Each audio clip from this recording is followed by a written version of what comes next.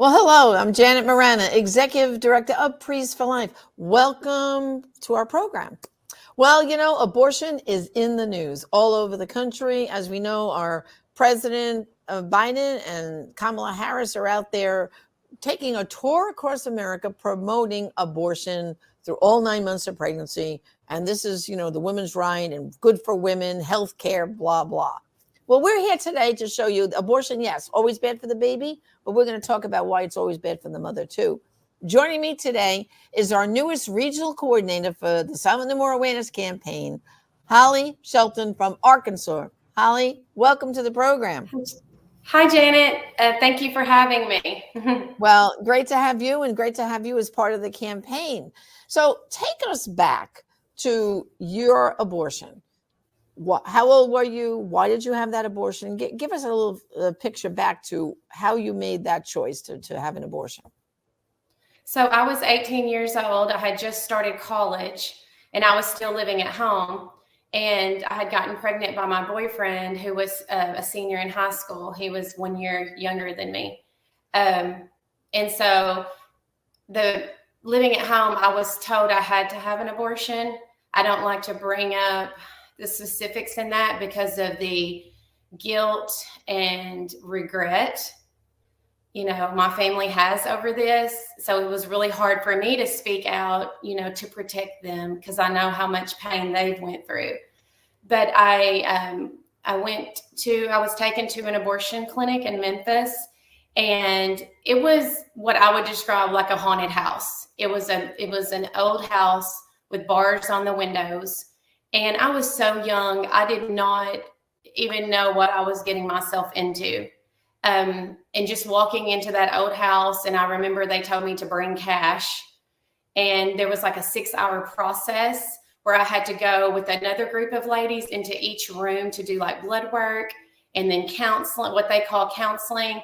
And then another, just it was like a steps of things you had to do before you had the abortion. And I was crying so hard during the counseling, but they just passed me on through. They didn't ask me anything else. They asked me a couple questions and passed me on through. And I just remember we had to walk up these stairs, these dark staircase to the upstairs. And it was us group of ladies, which I didn't talk to anyone. No one talked to me. It was just very alone feeling, and a lady came up and told us, this is just a piece of tissue. It just makes you where you're not pregnant anymore. This is not a big deal. I've had 3 abortions. It's painless. This is nothing. And I had no idea. I thought I had no idea someone could lie to me about what they were doing to my body. And so I was still crying. And they took me into the abortion room with the lady to hold my hand that I don't know, I guess a staff member. And when they started the abortion, I squeezed her fingers so hard. I may have broken one. Literally don't know what happened to her because she was trying to pry my fingers off of her because I was in so much agony and pain. And it felt like they were ripping me from my chest down. And it was the most gut-wrenching, horrific experience of my life. So Holli, with this experience, when you think about any medical procedure that you have done, you always go to a doctor ahead of time because you're not feeling good or there's something not right. And then the doctor tells you he has to do a medical procedure on you, some sort of surgery. So you get to know the doctor, he schedules your surgery. In this abortion, it sounds to me like you didn't even know the name of the doctor and you saw him just briefly as he was doing your abortion, correct? Correct. I have no clue who the doctor was or the person holding my hand. Yeah. And did the doctor say anything to you, or he just came in and did his work and left, like took out your baby from you? Huh? Yes. He just came in, did the procedure, and never, I don't even know what that person, the doctor looks like. Like I don't have a memory of it because they were only there a few minutes, however long the procedure took. Yeah. Okay. And then immediately following the procedure, what did they do with you? They took you out of the procedure room and then what? They had army cots laid out, these green army cots laid out, brought beside each other. And they brought me in and told me to lay down on one. And then another girl about my age, she would lay down on the one beside me. And I was woozy from the medication they had given me. And I didn't care how woozy I was. I stumbled up to that desk and they gave me some medicine. And I said, I have to get out of here. And when I got to the car, the person who brought me, I was in agony, like pain. And I still get tearful because I don't talk about this part a lot. And they said, what have I done? They knew that this was a mistake that they had encouraged me to do. And they've had to live with that guilt also. Oh. Yeah, that's an important factor there, that, there's a lot of people that think they're helping a woman and they'll take her for that abortion. And then they realize, oh my gosh, I was complicit. I was responsible for the death of that baby too, because I helped her. And then, in college campuses, you hear of on a dorm floor, students all chipping in to help a girl get an abortion with the money. And then you are responsible for the death of that child. So it has a ripple effect, doesn't it? The abortion. Yes, it does. And Janet, 3 months after the abortion, I was listening to a Christian radio station, and the person speaking goes into what an abortion is. And I pulled over my car. I was hysterical. That was the first time I'd ever heard what an abortion was. Wow. And then after, I think I just got so traumatized, I didn't remember any of it for like 5 years. Like it just was blocked from my memory. And then at what point, because this is another factor that people just don't understand.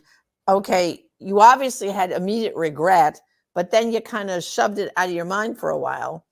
But when did you get back to it where you felt, I need healing, and you received that healing? Like, how did that piece happen? Well, I didn't know why. I was in college and I didn't know why I was doing the things I was doing those 5 years, things I've never done before, like, dating different men, drinking. I mean, things I've never, in my life had done. I was spiraling, and it got worse and worse. It got worse and worse. And I was just like, I just remember saying, I hate my life. And it was, I didn't know what was wrong with me. And I worked in a Christian bookstore, and there was a book on the shelf, and it was the One by Love, about Roe versus Wade decision. The lady who they used in that decision, she wrote a book. She had worked in an abortion clinic, and she had wrote a book about how, love had changed her, and she realized that abortion was wrong, and what it did to a child and the family. And so when I read that book, that's when I realized, oh, I've got to get healed of this. This is, I have to get healed, or this is going to destroy my life. Yeah. Well, and just, I personally knew her name is Norma McCorvey. She's now passed away, but she was a very good friend of mine, and her journey is amazing. She herself never had an abortion, but she was misled by the abortion industry. They told her they could help her get an abortion, and they couldn't. She actually had that baby, who we refer to as the Roe baby, and placed her for adoption. So, but it is a beautiful story because her whole life turned around, and she became 100% pro-life, and she worked tirelessly to overturn Roe. And I always think of the Dobbs case that overturned a Roe.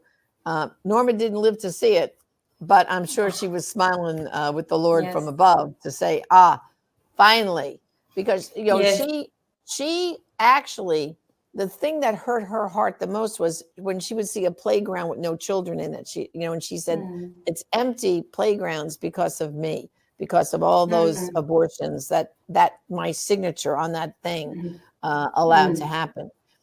So I'm glad that book helped you in your journey, because that was Norma's reason for writing the book. I knew her when she wrote the book, and she said, I have to try to touch people's hearts with my story so they won't have abortions. That was her goal.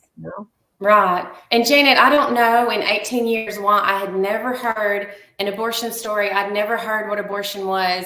Like, I look back and I just think, if one person would have told me, what abortion really was, or what a woman goes through. If I would have heard it on TV, if I'd have just heard something, I would have never done it, And so I always look back to that too. And so if I can get my story out there to prevent one child, to prevent one lady to go through something like this, it's not easy giving the testimony, but it's worth it in honor of my child and in honor of God that He's healed me. If I can help others get healed also, that's my goal.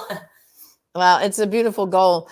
And, it is amazing because anyone who supports abortion publicly, like these politicians, like I said, President Biden, Kamala Harris, they'll say they want to, allow women to control their bodies, have an abortion till birth, all 9 months. This should be their right.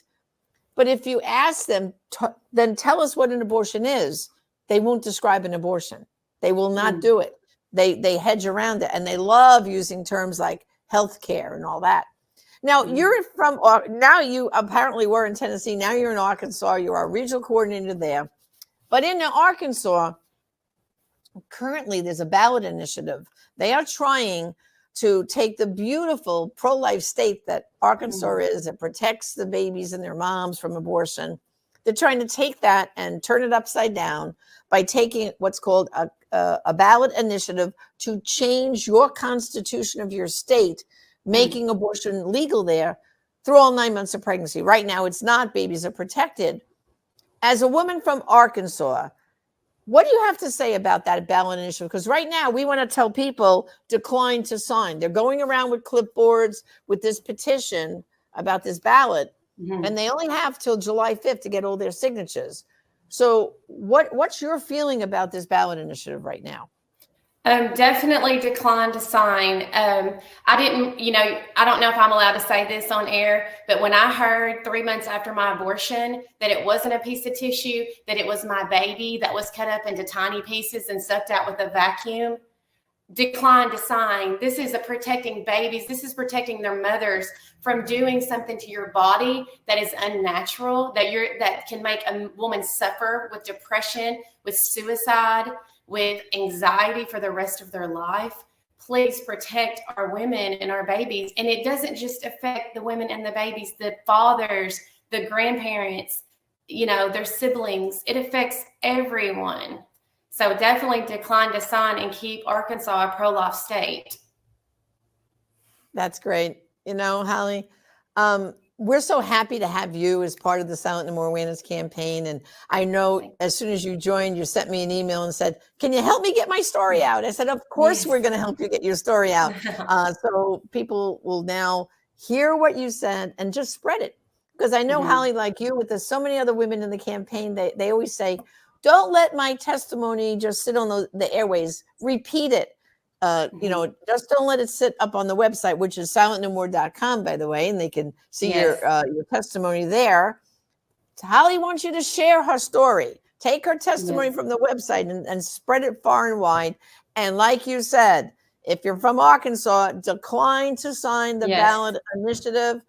Let them not get the signatures so it cannot be on the November ballot. Remember, for Holly's sake, for the sake of the women of Arkansas and the babies, decline to sign. So thank you for joining me, Holly, and God bless. Thank you, Janet.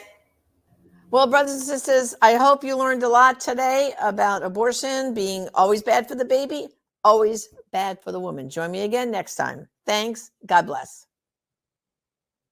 Each time a child is killed, many other people are wounded, and they may not even realize it. Mom and dad, grandparents, siblings, and friends all get hurt. Some of them grieve a life they helped to kill. Others grieve a life they tried to save but could not. Every abortion also hurts the abortionists themselves, who are dehumanized in the process. And abortion hurts the pro-life advocates who tried to stop it. They too must grieve the child who was killed. The wound of abortion is multifaceted, and therefore so is the healing. The Silent No More Awareness campaign has launched a new project to raise awareness about the many dimensions of the damage abortion does. Called Healing the Shockwaves of Abortion, this effort focuses each month on a different group of people who are wounded and need healing. Let's all promote this great symphony of healing. Visit abortionshockwaves.com for more information.